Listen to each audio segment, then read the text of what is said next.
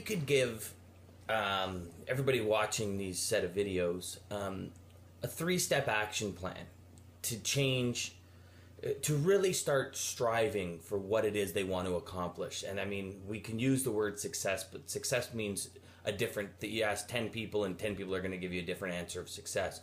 So we really like to focus on a 3-step plan you can give anybody to achieve the particular goals they want to achieve. Yeah. Well, number one, it's imperative, and you can talk about success.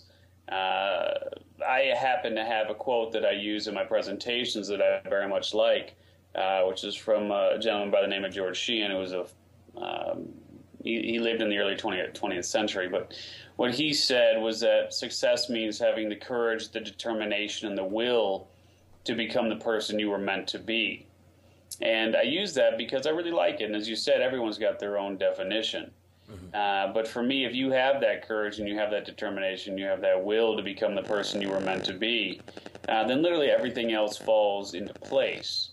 And so what I really encourage people to think about in terms of your steps, if you will, is step one, you have to be able to identify what I call your what. And so the question is, what is your what? What is that one thing that you are absolutely compelled to do? That is absolutely step one of the equation. And there's a lot of different ways to do that. Certainly you can go to a career counselor, you can read a book. There's lots of books that will get you in the right direction on that, Strengths Finder, and my friend Janet Atwood's book, The Passion Test, and then my book, Journey to You, a step-by-step guide to becoming who you were born to be, which, by the way, people can grab for free at journeytoyou.com. So I do actually give the book away at journeytoyou.com. Okay, we'll put a link below the below this video and stuff for to get to that book for sure. Yeah. Great. And that really is step one, because I think so many people have this illusion of what it is that they want versus what it is that they actually need.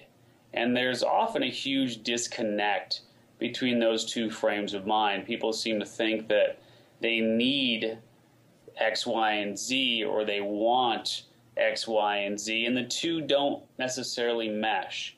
And so that's definitely a big part of the process.